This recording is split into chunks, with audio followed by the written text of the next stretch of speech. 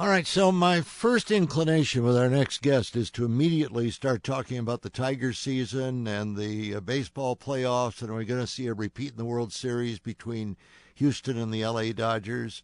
And that's because he comes from a lineage with a rich heritage in baseball. He is former congressman from Florida, Connie Mack the fourth. Let me not make that mistake. And his great-grandfather, I believe, was the Connie Mack from Philadelphia. Is that right?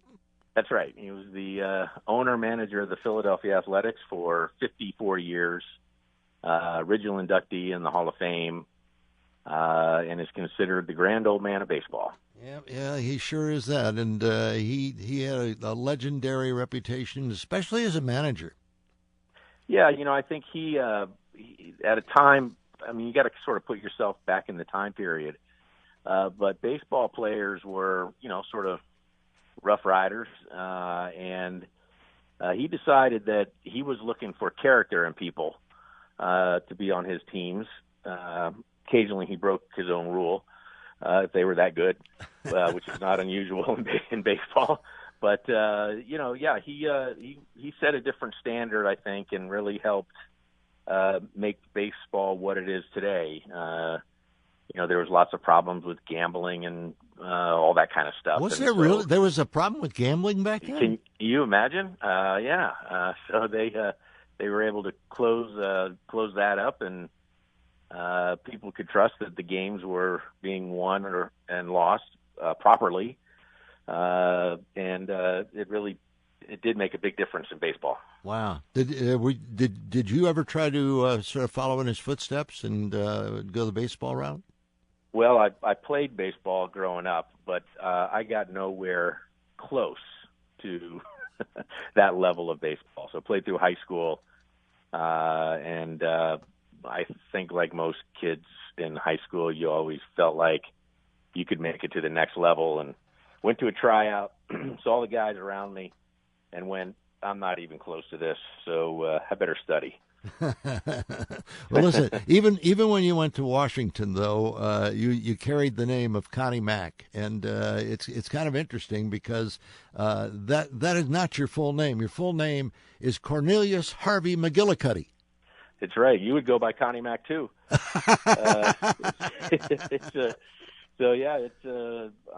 My great grandfather. His name was Cornelius McGillicuddy, and so I'm the fourth.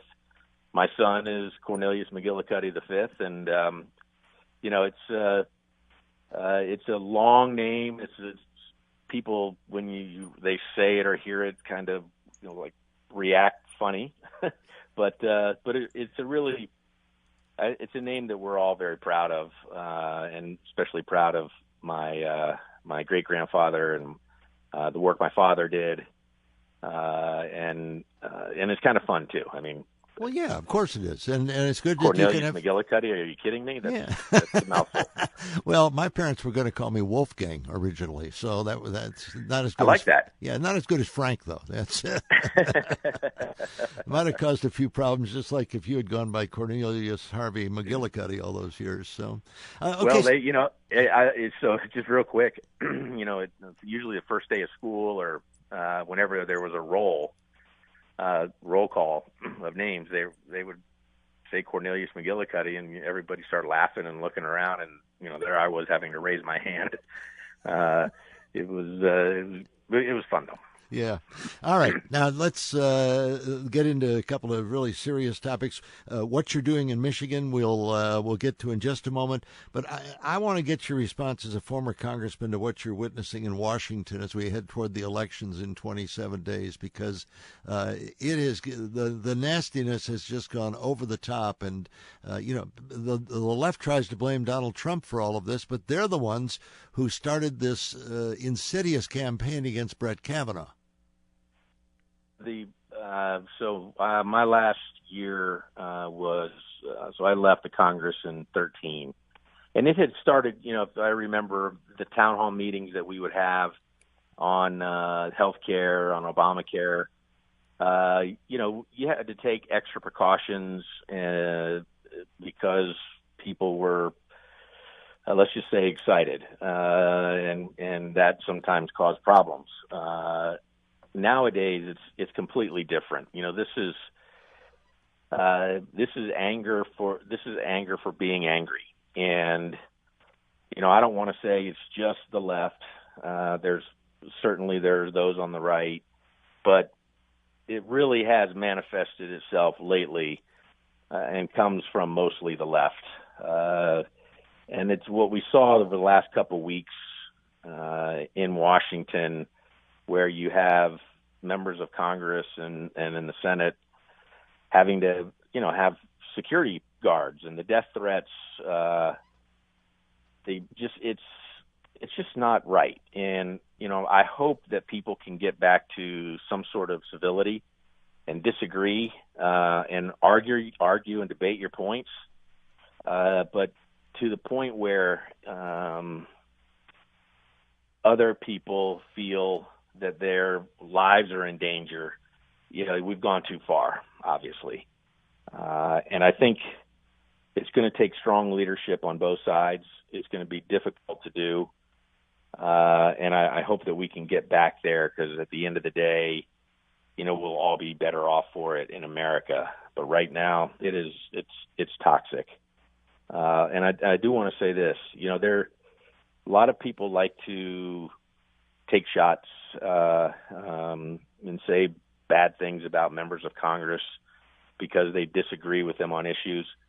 There are a lot of really good people in Washington that serve their communities well on both sides of the aisle, and I just wish we would spend more time telling their stories and getting to know that side of government that is overshadowed by the personal attacks and all the negativity.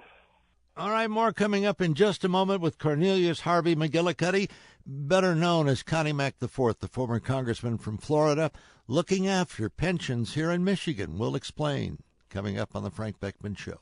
We're talking with Cornelius Harvey McGillicuddy, better known to everybody as Connie Mack IV, the family name, and yes, it is the Mack baseball name. And he served 4 terms in Congress from down in Florida. He's seen it all. And now he is visiting here in Michigan. He's on another mission for a group called POWER. It stands for Protecting Our Workers' Earned Retirement. What's that all about? So here in Michigan, you've got close to 50,000 people who have, worked hard, saved, and took part in a plan, a savings plan through their employers. That right now we're seeing those plans fall apart and not have the money to pay out. This isn't the topic itself. The idea that you've got less people working, paying into a system, and more people retiring. We've heard that before. Similar to that, you've got these retirement plans that there's not a lot of flexibility as far as those that run the plans to make adjustments, throughout the years based upon the economics like you do in other types of savings or retirement packages. Yeah. So we're close to 50,000 people in Michigan will be affected. Retirees will see less and less of their money. Businesses can go out of business, which means those people working right now will lose their jobs. And the coalition is made up of large companies, small companies, retirees, and the purpose is we're not advocating how the Congress fix it. We're advocating for Congress to fix it and fix it now. That we all know that there's going to be shared sacrifice, that there's going to be something in a bill that people aren't going to like, but it's got to be done to save what's left of people's retirement, to make sure businesses keep their doors open, and continue to employ people. And if the Congress doesn't act here very soon, I'm afraid that we're going to see more people losing jobs, more businesses going out of business, and retirees who really no fault of their own will see less money coming in. Connie, is this a bigger problem in the private sector or in the public sector with the unfunded liabilities? Because that's what drove Detroit into bankruptcy, really. Yeah, this has to do in the private sector. So you're think of any size business. We're large businesses that are in town, and also smaller businesses, mom and pop places that have been around for generations. They would have participated in these multi-employer pension funds, and those are the funds, and especially in what is called the central states, that are closest to being in a position where there's no money left. And so the Congress has got to come up with a way to try to fund as much of the current liabilities as you can, and also come up with a way to ensure that either the funds or a new mechanism is put in place for the long term. See, I would think most people would think that that's already required, that those pension funds that are promised have to be funded by the companies to be offered in the first place. Well, it's there is, so yes, but if the company doesn't have the money, they go out of business. Yeah. And there's so that that's part of the problem here. We do have good people, both both in the House and Senate, left and the right, that are working on trying to come up with a solution.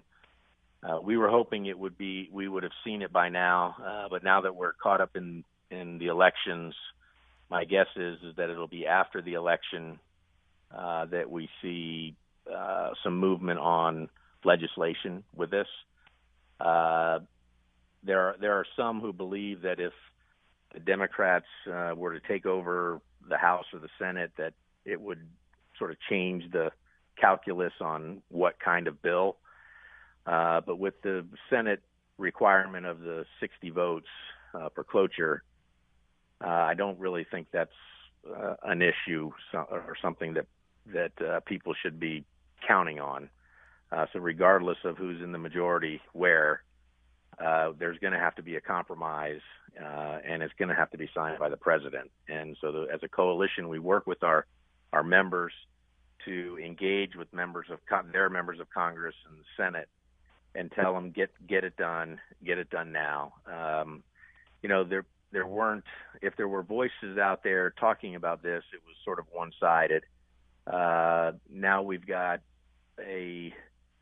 anyone, whether you're a business, an employee, or a retiree, all moving in the same direction now, saying, get to work. There's a committee that's been put together. Do your work in the committee.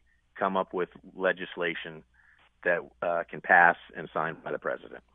Well, good luck in continuing to spread the word. We're happy to help you do that on behalf of people who are looking forward to retirement. Connie Mack the Fourth, or I'm going to nickname you Quad. Is that okay? That is, fortunately or unfortunately, it is a nickname that a lot of people use in my hometown. Yeah, well, your son's going to be Cinco, so think about that. He is Cinco. Cinco de Maco. That's exactly Cinco de Maco. Cinco de McGillicuddy. Yeah, exactly. Hey, thanks for being with us. What a delight to talk with you. Good luck, and happy to have you on the show. Thank you very much. It's great to be with you. Connie Mack the Fourth.